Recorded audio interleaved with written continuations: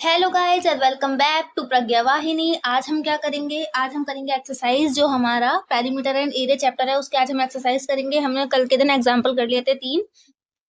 अब हम क्या करेंगे? एक्सरसाइज करेंगे। तो इसका पहला क्वेश्चन क्या है एक्सरसाइज का?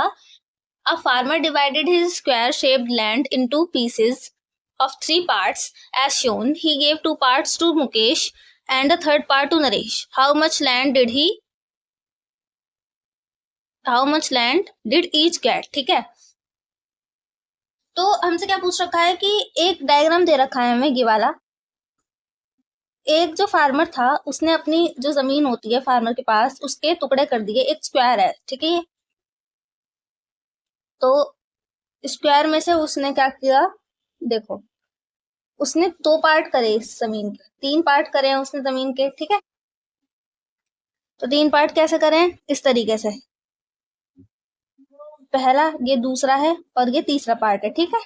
इस तरीके से उसने 3 पार्ट करे हैं। एक उसने नरेश को दिया है, 2 उसने मुकेश को दिए हैं। अब वो पूछ रहा है कि how much land did each get, ठीक है। हर एक के पास कितनी जमीन आई है, ठीक है। तो एक जो जमीन थी उसका जो पार्ट है, अब देखो ध्यान से, अगर तुम देखोगे तो ये वाला मान लो कि फर्स्ट है, ठीक है। इसको अगर मैं उठा के ऐसे यूं रखूं तो क्या ये वाली जमीन ये दोनों पूरी नहीं हो रही है? बिल्कुल आधी आधी है, और ये भी पूरी आधी आधी है। यानी कि जो ये वाली जो है ना, ये 80 मीटर की दे रखी है क्वेश्चन में, ये 70 मीटर की दे रखी है, ठीक है। जो ये 80 मीटर की है, यही ये वाली मतलब ये 70 मीटर की है, ठीक है। तो अब हम क्या निकालेंगे? हमें क्या निकालना है? हम निकालेंगे कि क्या एरिया है किसका, क्योंकि इसके अंदर कुछ भी 3 पार्ट में एक जमीन बटी हुई है, ठीक है। हमें इतना पता है। तो हम क्या करेंगे? अब इसमें हम करेंगे, क्योंकि ये जो है ये पूरा का पूरा स्क्वायर था हमारा, ठीक है। और स्क्वायर की क्या प्रॉपर्टी होती है कि उसकी चारों की चारों जो साइड्स होती हैं वो बराबर होती हैं। अगर 80 ये है और 70 ये है, मान लो ये यहाँ से यहाँ तक और ये यहाँ से यहाँ तक है, ठीक है। तो 80 और 70 कितना हो गया?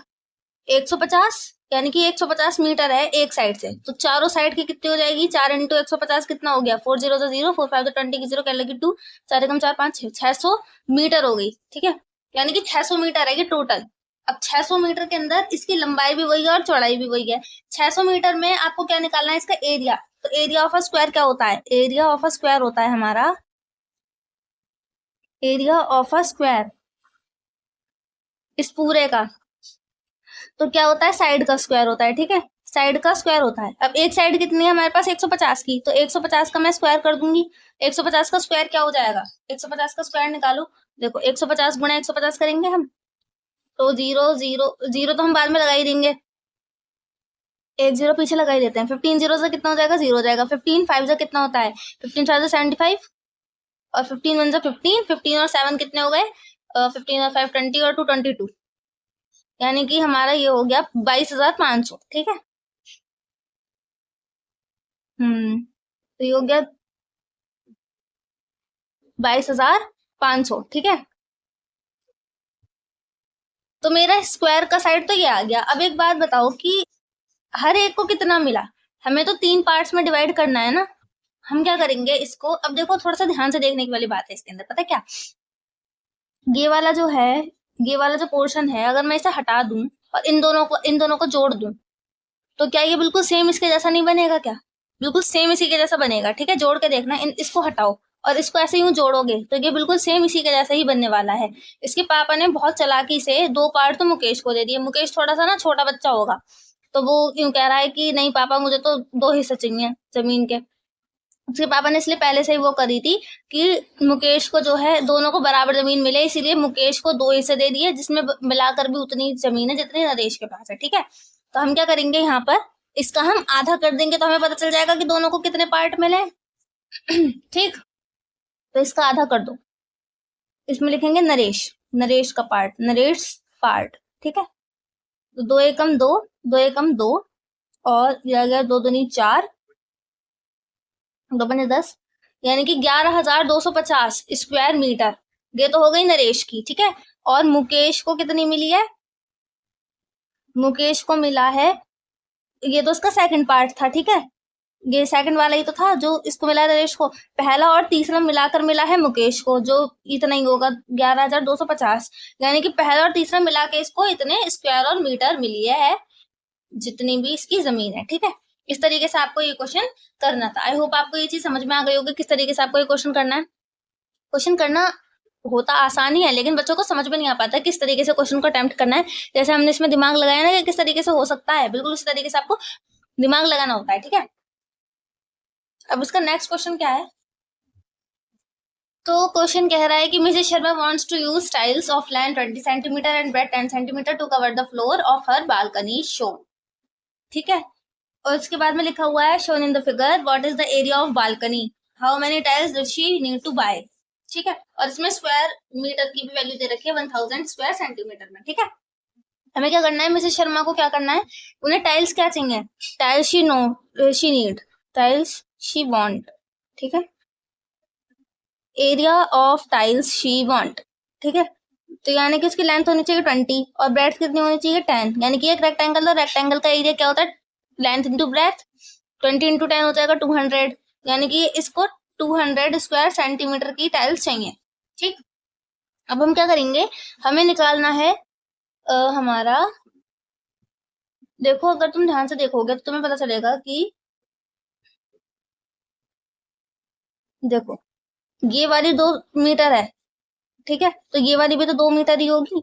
एक रेक्टेंगल की क्या प्रॉपर्टी होती है कि जो ऊपर वाली होगी वही नीचे वाली होती है ना, तो ये भी 2 मीटर की हो जाएगी यहाँ से, है ना। अब देखो जैसे कि ये है, ये भी 6 मीटर की है, तो ये 4 और 2 6 ही तो बन रही है, यानी कि बिल्कुल ठीक हमने अनुमान लगाया कि 6 और 6 की तो ये है। ठीक है, ऊपर नीचे वाली, और ये दोनों कितने की है, ये दो की है, यानी कि ये भी 2 की रही होगी। ठीक है, ये यहाँ से यहाँ तक की 2 की रही होगी, तो ये टोटल 6 थी, यहाँ से यहाँ तक की 4 रही होगी, है ना, तभी तो ये 6 है टोटल। तो इस तरीके से आप हमने 2 बना दिए इसमें रेक्टेंगल। ठीक है, अब हमने 2 रेक्टेंगल बना लिए हैं, अब हम इसका एरिया निकाल लेंगे। अब देखो फॉर द रेक्टेंगल, ये हमने पहला रेक्टेंगल माना और ये हमने दूसरा रेक्टेंगल माना। फर्स्ट रेक्टेंगल का निकालेंगे हम, फर्स्ट रेक्टेंगल का एरिया। ठीक है, एरिया क्या हो जाएगा, एरिया फर्स्ट रेक्टेंगल का L इंटू बी होगा। लेंथ कितनी है, 2 है, और ब्रेड्थ कितनी है, मतलब ब्रेड्थ कितनी थी, 2 थी, और लेंथ कितनी है इसकी 6, क्या है 6 है। ठीक है, तो 6 दूनी कितना हो गया 12, 12 स्क्वायर सेंटीमीटर जो है वो तो इसका है एरिया। ठीक है, और इस वाले का अगर हम इस वाले रेक्टेंगल का निकालेंगे, सेकंड रेक्टेंगल का निकालेंगे एरिया, तो क्या आएगा, सेकंड रेक्टेंगल का एरिया आएगा हमारा, देखो ये भी 4, ये भी 4, ये भी 2, ये भी 2, ये वाला जो है इसकी ब्रेड्थ जो है वो तो 2 है। ठीक है, और लेंथ कितनी है 4 है, तो 4 दूनी कितना हो गया 8 स्क्वायर सेंटीमीटर हो गया। ऊपर वाले का कितना हो गया 8 स्क्वायर सेंटीमीटर, नीचे वाले का क्या हो गया हमारा 12 स्क्वायर सेंटीमीटर। अब इनका टोटल एरिया कितना हो गया, टोटल एरिया जो आया दोनों रेक्टेंगल्स का वो आएगा 12 + 8 यानी कि 20 स्क्वायर सेंटीमीटर। भाई अब मुझे क्या करना है, मुझे तो यहाँ पर 20 स्क्वायर सेंटीमीटर जो इनका एरिया आ रहा है वो तो ठीक है, लेकिन जो मुझे एरिया ऑफ टाइल चाहिए, जो मुझे एरिया ऑफ टाइल चाहिए वो मेरे पास क्या है, सॉरी ये तो मीटर में आएगा ना, देखो ये चीज मीटर में दी हुई है सारी की सारी, तो ये मीटर में आएगा। ठीक, तो ये मीटर में है, ये ध्यान रखना।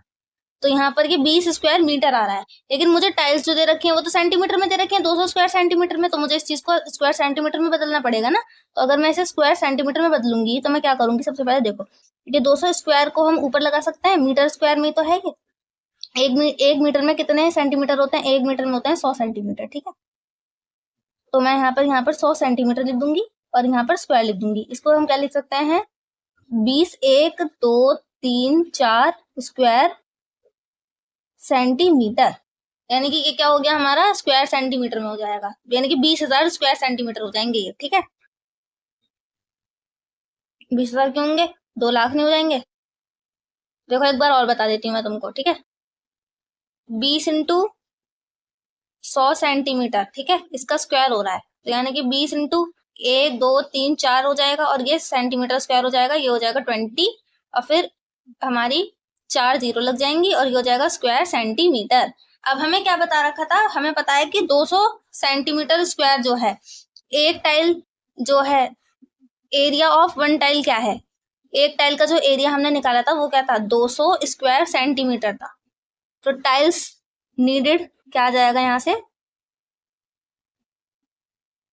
2000 वो 2 लाख बटे 200। ठीक है, ये देखो, तो ये 200 से ये 200 कट गया, ये 3 जीरो और है, स्क्वायर सेंटीमीटर में चल रहा है, यानी कि ये 1000 टाइल्स जो चाहिएंगी, 1000 टाइल्स जो हैं वो चाहिए यहाँ पर। ठीक है, उन आंटी को भी कितनी टाइल्स चाहिए, उन्हें 1000 टाइल्स चाहिए अपने इस पूरे के पूरे एरिया को कवर कराने के लिए। आ गई बात समझ में? इस तरीके से इस क्वेश्चन को हमें सॉल्व करना था। अब नेक्स्ट क्वेश्चन करते हैं, ये आज का आखिरी क्वेश्चन रहेगा।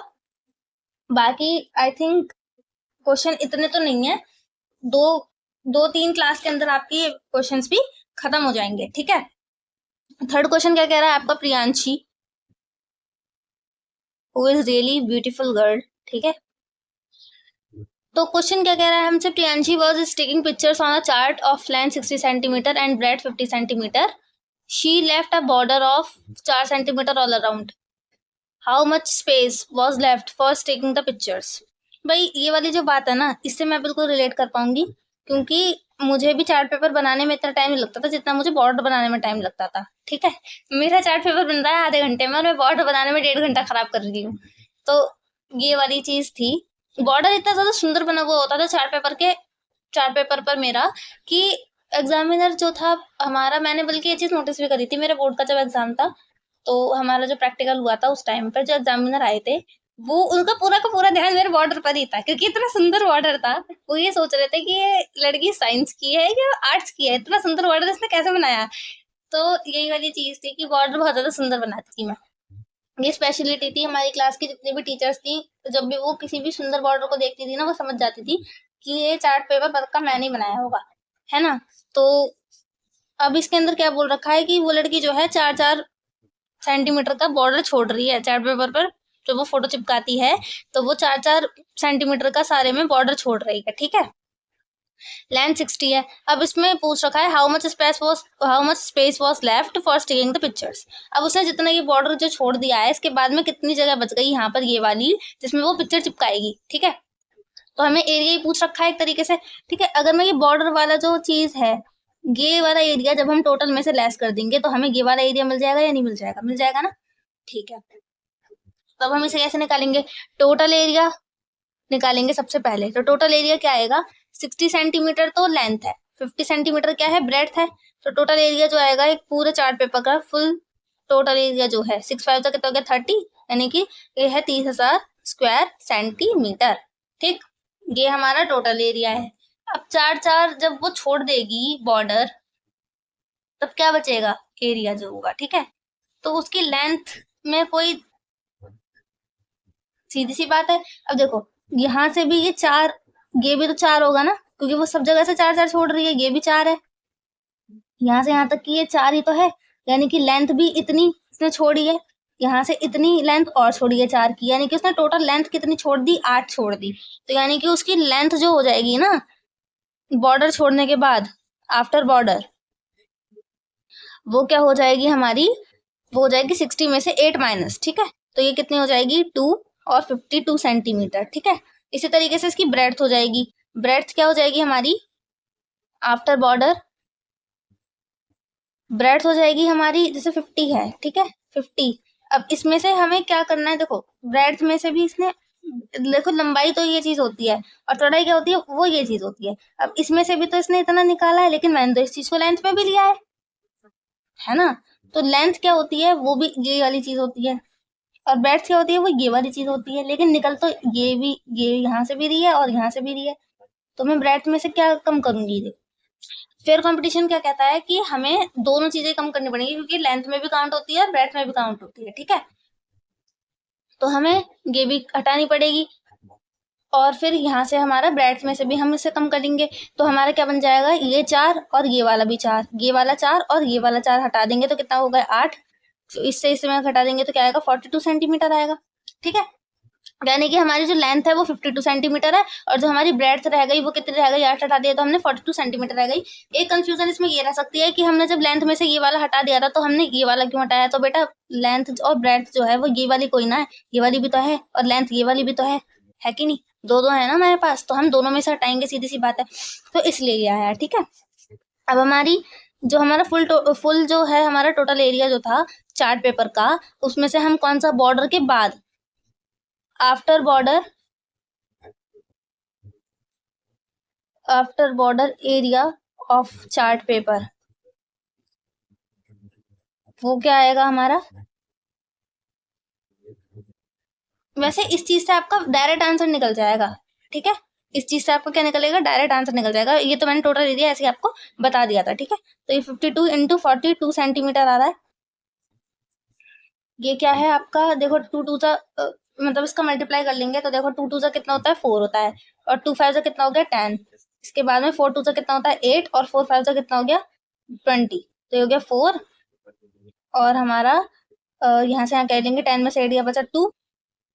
ये तो 0 ही हो गया, 0 का 0 और ये 2, 2024 है ना। तो यहाँ पर ये 2024 कितना आ गया, सेंटीमीटर हो गया। सही है।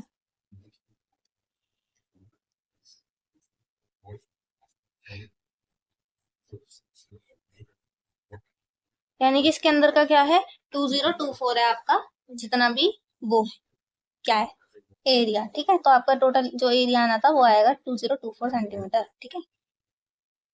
बाकी अगर 42 का 52 से मल्टीप्लाई करोगे तो 44/8, 5 टू सा 10 की 0 क्या लगेगा, 2 4 सा 4 5 21 21 2184। अब यार ऐसा कैसे होता है, 5 चौक 1 मिनट, वो तो नहीं। और 5 2 10 की 0 क्या लगेगी, 2 चौक 5 चौक 20 और 1 21, 4 2 चौक 8। हाँ 4 8 का 8 1 और 2, बिल्कुल सही बात है। तो फिर अच्छा मैंने वो घटा दिया ना, हाँ वो प्लस करना था, 2184 आएगा, 2184 आएगा, सॉरी, है ना। ये आपका आएगा फाइनल आंसर। मैं वही कह रही थी कि ऐसे कैसे मैंने कर दिया अजीब सा, तो वो प्लस होना था। तो 2184 आपका क्या आएगा, फाइनल आंसर आएगा। इसी के तरीके से आपको अपने क्वेश्चंस को करना है और बिल्कुल अच्छी तरीके से करना है। आई होप आपको अच्छे से समझ में आ गया होगा किस तरीके से आपको क्वेश्चंस को अटेम्प्ट करना है और किस तरीके से आंसर देना है। इसी तरीके से आपको सही आंसर देना है, ठीक है ना, एग्जाम में। क्योंकि जल्दीबाजी के चक्कर में जैसे मैंने यहाँ पे माइनस कर दिया था, इसी तरीके की गलतियां हो जाती हैं, ठीक है। तो यहाँ पर हमको ऐसी गलतियां नहीं करनी, ठीक है। तो सिली मिस्टेक्स बिल्कुल भी नहीं करनी है और अच्छे से एकदम आंसर देने हैं। इसी तरीके से आपको करना है, ठीक है। तो ऐसे ही आप वीडियोस को देखते रहो, कमेंट जरूर करना वीडियो के कमेंट सेक्शन में, है ना। वीडियो को लाइक करना, शेयर करना और सब्सक्राइब करना चैनल को, प्रज्ञा वाहिनी को, ठीक है, जिससे कि हमें और भी ज्यादा मोटिवेशन मिले वीडियो बनाने के लिए, ठीक है। Thanks for watching, bye bye and take care, see you soon.